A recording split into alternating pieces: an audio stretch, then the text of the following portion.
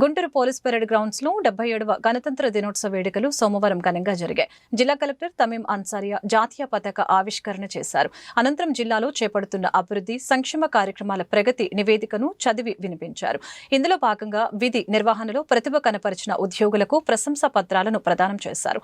జిల్లాలోని పలు పాఠశాలల నుంచి వచ్చిన విద్యార్థులు సాంస్కృతిక కార్యక్రమాలను ప్రదర్శించి సందడి చేశారు.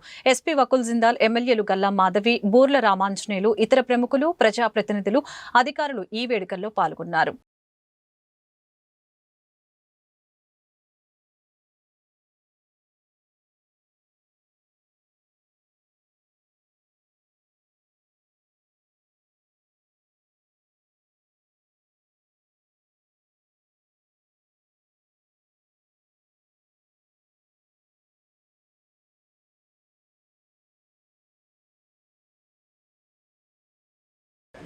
దేశ స్వాతంత్ర్యం కోసం వినలేని త్యాగాలు చేసిన జాతిపిత మహాత్మా గాంధీ గారికి, అమరవీరులైన అనేక మంది మహనీయులకు ఈ సందర్భంగా నా వినమ్ర జోహార్లు.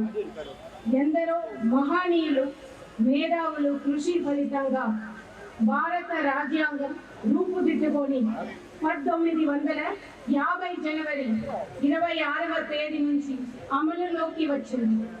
ఈ శుభదినమున మన దేశ ప్రజాస్వామ్యం, లౌకిక, సామ్యవాదం, సార్వభౌమ గణతంత్ర రాజ్యాంగం అవతరించింది.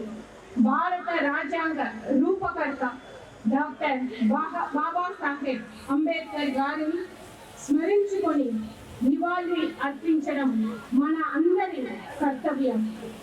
స్వర్ణాంధ్ర విజన్ 2047లో భాగంగా పేదరిక నిర్మూలన, మౌలిక సదుపాయాల అభివృద్ధి, వనరుల సమర్థ నిర్వహణ, ఈజ్ ఆఫ్ లివింగ్ వంటి 10 ముఖ్య సూత్రాలను దృష్టిలో ఉంచుకుని రాబోయే 5 సంవత్సరాలలో 15% కంటే ఎక్కువ జిఎస్డిపి వృద్ధి రేటులో జిల్లాలో సమ్మిళిత అభివృద్ధి సాధించేందుకు ప్రణాళిక రూపొందించడం జరిగింది.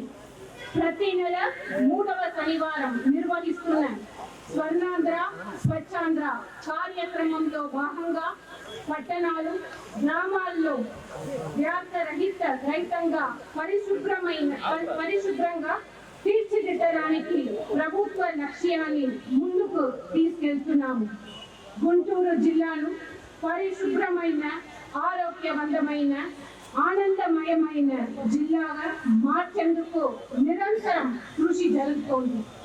ఈ సందర్భంగా జిల్లాలో అమలు అవుతున్న వివిధ అభివృద్ధి మరియు సంక్షేమ కార్యక్రమాల ప్రగతిని మీ ముందు ఉంచడం నా కర్తవ్యంగా భావిస్తున్నాను.